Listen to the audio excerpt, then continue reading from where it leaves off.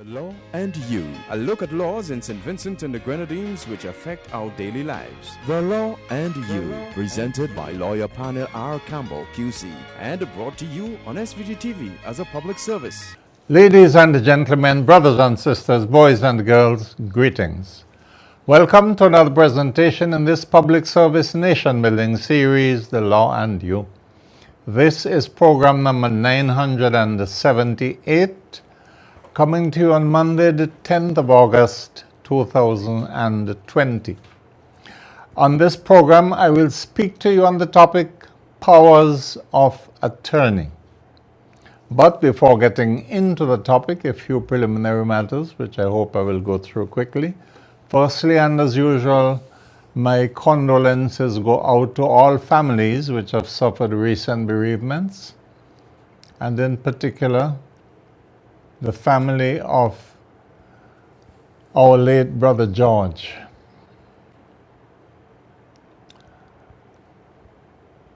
A veritable icon in St. Vincent broadcasting circles.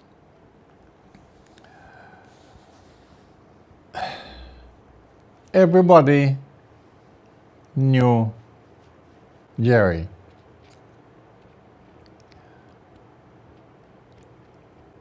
He had a sharp intellect, was extremely knowledgeable about the topics which he chose to present, and was fearless in the promulgation of the views he held. Jerry George had become not just an institution in St. Vincent and the Grenadines, but in several other Caribbean territories. My deepest condolences go out to his widow and children. St. Vincent has lost a stalwart son of the soil in brother Jerry George.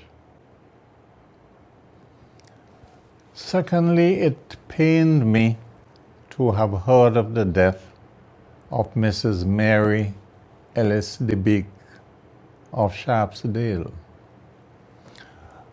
When I opened my law practice for the first time in St. Vincent and the Grenadines in about January 1980, Mary became my first clerk. In fact, she became my managing clerk. And she remained with me until I went into government service a few years later. I would like to express my condolences to her husband, children. In fact, I'm the godfather of her first son, and all the other relatives and friends of a quiet but thoughtful and solid citizen of St. Vincent and the Grenadines. Excuse me.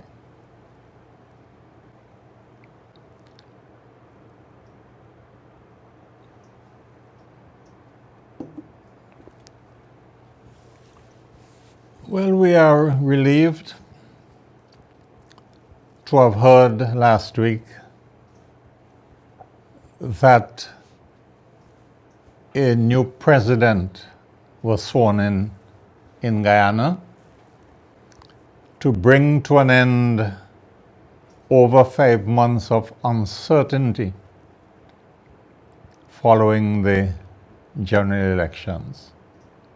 The controversy found itself before the courts of Guyana, before the Caribbean Court of Justice, back to the courts in Guyana, and ultimately the will of the people prevailed, and it became apparent that the opposition had won the elections in Guyana, and President Ali was sworn in to represent the PPP Civic Coalition. Today, general elections are being held in Trinidad and Tobago. Let us hope that the results of the elections would be straightforward and that that country would resume its path of development. Very interesting elections. One may ask, how can people vote in these COVID conditions? I say only with great patience and determination, because it means that with social distancing in the polling booth, polling would be much slower than usual, and the lines would be longer than usual, and the people would have to wait for a longer time to vote. But in the end, it is worth it. St. Vincent and the Grenadines would be facing elections in sometime in the coming months, according to the powers that be, within the next 4 months in all probability. And let us hope that our elections would go as smoothly as humanly possible. Elections have been held in other Caribbean territories during these COVID days. In fact, I still lament what happened in St. Kitts, where the authorities saw fit to close the electoral office, not just on polling day, but for the whole week, because Monday was a public holiday and the electoral office was closed Tuesday, Wednesday, Thursday, and when they voted on Friday, so that those who complained that their names are missing from the lists had no recourse. I say it's a pity, but things appear to have settled down in St. Kitts Nevis, and let us wish our fellow CARICOM sister state all the very best.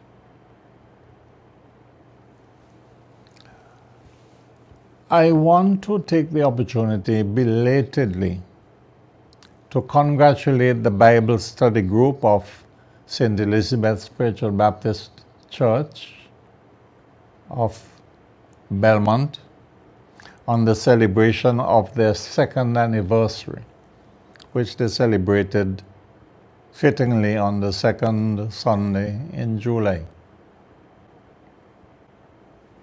My congratulations to the 3 spiritual leaders of the Bible study group, Reverend Philip Andrews, Canon Michael Foster, and Reverend Elsie Davis. Continue the good work in the interest of our heavenly kingdom. Excuse me once again.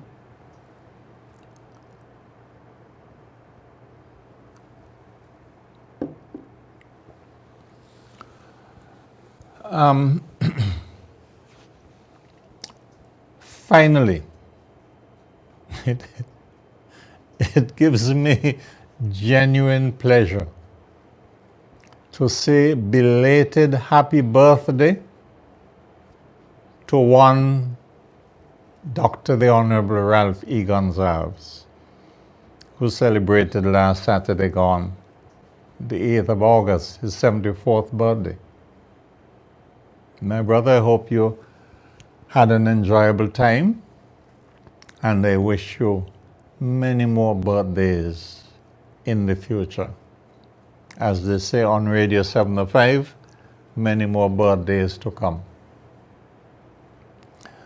All right, well, we turn to the topic for the evening, powers of attorney.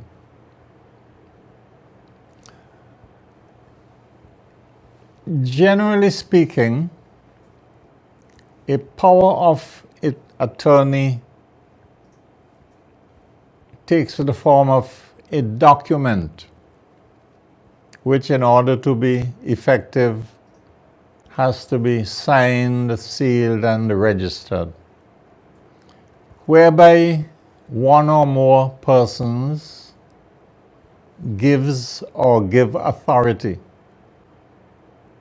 usually to one person, to act as agent on behalf of the donor or donees or donors of the power of attorney. In most cases, a power of attorney is organized by one person authorizing one other person to do this or that, as I will explain shortly. But more than one person can, in the same document, appoint a single individual, or indeed more than one individual, to carry out a responsibility. But it becomes complicated if more than one individual is appointed as attorney for one or several persons. So the usual scenario is that one person would give a power of attorney to one other person. And let us stick with that simple formula.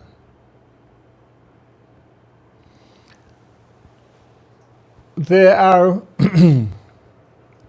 many circumstances in life in which an individual who must be over 18 wants to appoint another individual who also must be over 18 to carry out certain legal responsibilities. And the document is prepared by a lawyer in which John Jones appoints Tommy Williams. I'm just using fictitious names. If these are the names of real individuals, I don't mean you in particular, as his what is called a lawful attorney on record to do certain things on his behalf. Let us say Tom Jones is about to travel and is going to be away for a reasonable length of time, but has important legal business to carry out in St. Vincent and the Grenadines, which requires his signature on documents from time to time, or his authorizing certain things to be done from time to time. Now, he's not going to be here, he's going away. He can take the option of having documents sent to him from St. Vincent every time he has to sign something. He can take the option of having them send the document to him by post, by FedEx, or by DHL. And he awaits the arrival of the documents, signs them, and sends them back to St. Vincent and the Grenadines. Now, if it's a one-off transaction, then you could say, okay, well, let him wait a little bit, let them wait and do their thing.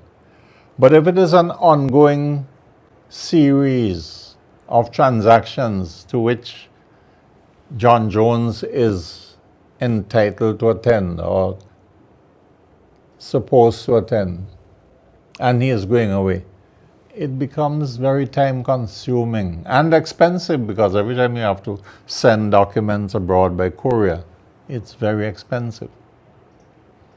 And therefore the option is available to Mr. Jones to sign a document appointing his friend or a relative, one of his children, a brother or sister, good friend, as his lawful attorney on record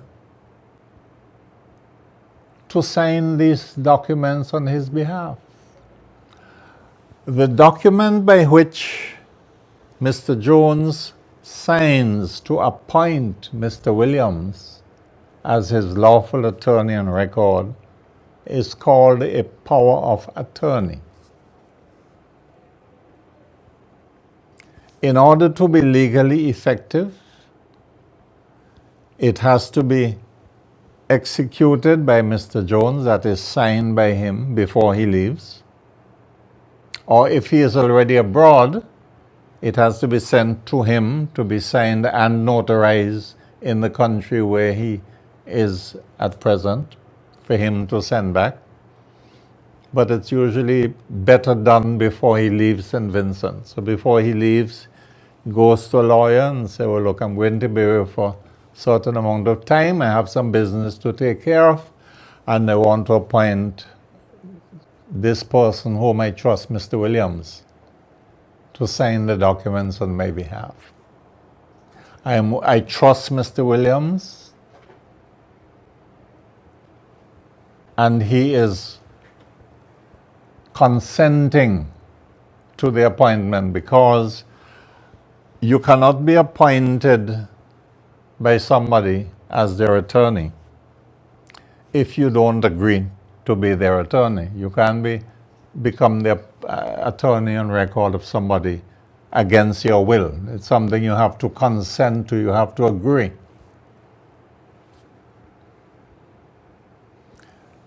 And then the document is drawn up by the lawyer, it's read over by Mr. Jones, he says fine, he signs. Now, Mr. Williams, who is receiving the power of attorney, hasn't got to sign the document.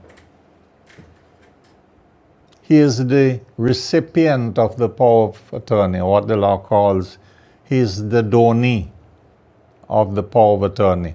Mr. Jones, who gives him the power of attorney, is the donor.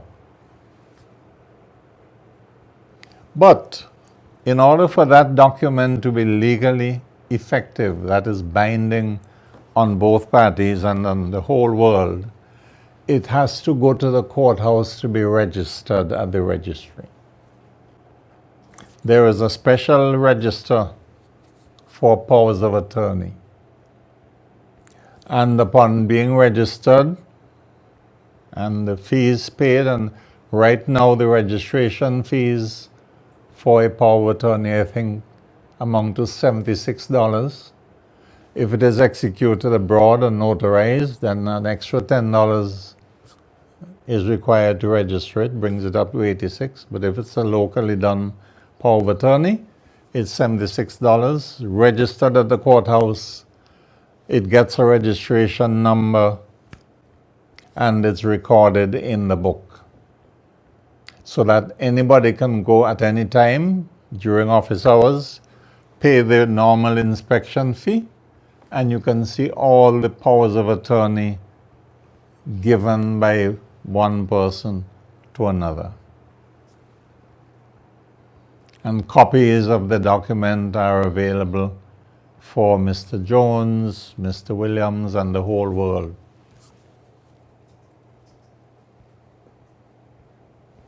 Now, from what I have said, you would come to the conclusion that a power of attorney should only be given to somebody you trust. That brings me now to the classification of powers of attorney. There are, broadly speaking, two kinds of powers of attorney: general and special. A general power of attorney comes about in circumstances where the donor of the power of attorney, the one who is going away, authorizes the donee, that is the person who is going to act as the donor's attorney on record, authorizes him to do anything that the donor could legally do. Now, you have to be careful, because if you give somebody a general power of attorney, they can go and sell anything you have when you have gone, whether you've authorized it or not. And if Mr. Williams has got a general power of attorney from Mr. Jones, and Mr. Jones goes away, Mr. Williams can turn around and sell every piece of property Mr. Jones has without the knowledge of Mr. Jones, and take the money and drink rum, or take the money and go away and do whatever he feels like with the money. Now that would be fraud. And Mr. Jones will have the right to bring an action against Mr. Williams for breach of the power of attorney, breach of trust, and so on, or complain to the police if fraud could be proved. But what Mr. Jones can do is to get back the property from anybody who has bought the property in good faith from Mr. Williams, who is Mr. Jones's attorney. Because the law says if you give somebody a power of attorney, a general power of attorney, meaning you're authorizing them to do anything that you can legally do, and they do it, the general public is entitled to assume that when your attorney on record did something and signed something on your behalf, the general public is entitled to assume that they have done it with your authority. You see, a person who is buying a property from somebody who has a power of attorney to sell it, or who says his power of attorney gives him the right to sell, or who has a general power of attorney by which the law gives him the right to sell, assuming there are no restrictions in the power of attorney, he hasn't got to write a letter to Mr. Jones or to find out from Mr. Jones, you really authorized Mr. Williams to sell this property? No. Once he goes to the courthouse and sees an original of a general power of attorney given by Mr. Jones to Mr. Williams, the public can deal with Mr. Williams on the strength of that. The public hasn't got to inquire whether Mr. Williams had the authority to do what he purported to have done.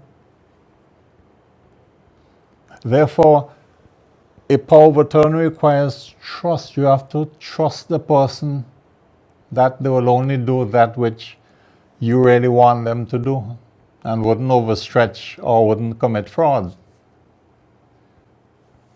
The second classification is special powers of attorney. Special powers of attorney are limited to that which the document authorizes them to do. Therefore, you can appoint somebody with a special power of attorney to do something special, something specific, and they have no authority outside the specific act you authorize them to do on your behalf. Usually, you find it in cases where an executor for a will or somebody who wants to apply for letters of administration appoints somebody else as his attorney with a special power of attorney to apply for probate of the will or to apply for grant of letters of administration. And upon receiving the grant, to distribute the estate in accordance with the will or with the law, if it's an administration. When that process is finished, Mr. Williams, the donee of that special power of attorney, his job is finished, because he was appointed to do one thing or one series of things related. He has done the thing, or he has done the series of things which he was appointed to do, and upon the completion of his task, his work is done. and his power is automatically lapsed. But with a general power of attorney, a general power of attorney comes to an end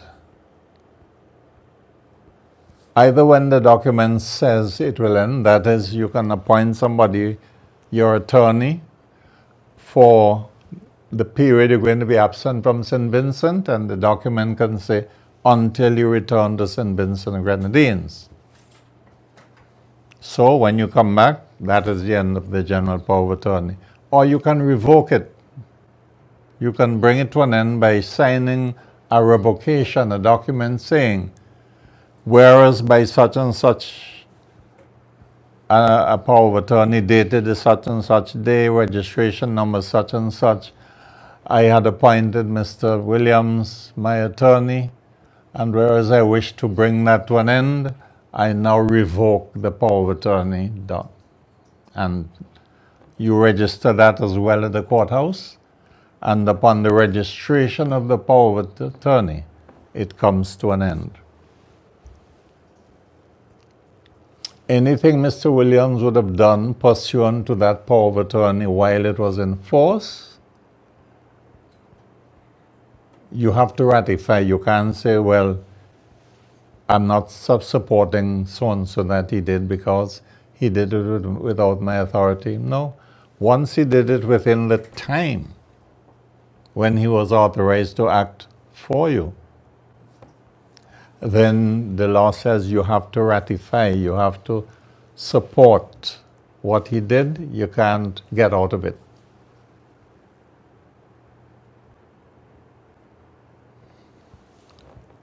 Finally, the legal fees for the preparation of powers of attorney are regulated by the Bar Association of St. Vincent and the Grenadines.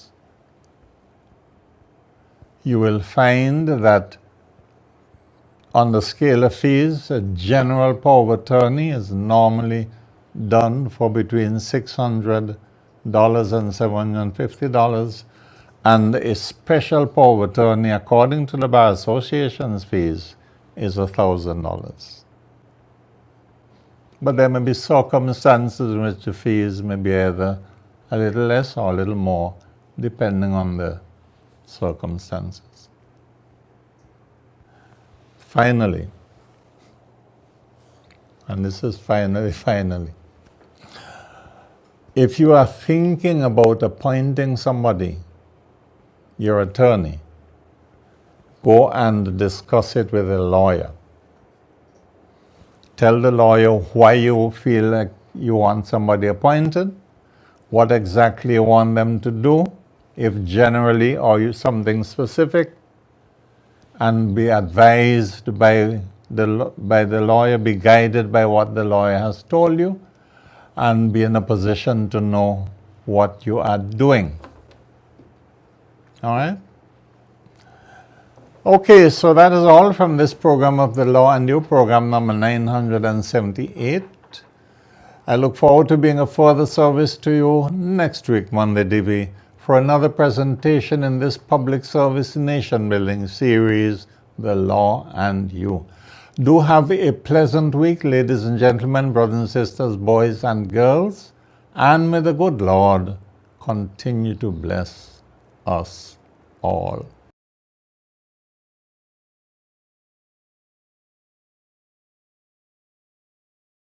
The Law and You, a look at laws in St. Vincent and the Grenadines which affect our daily lives. The Law and You, presented by lawyer panel P.R Campbell QC, and brought to you on SVG-TV as a public service.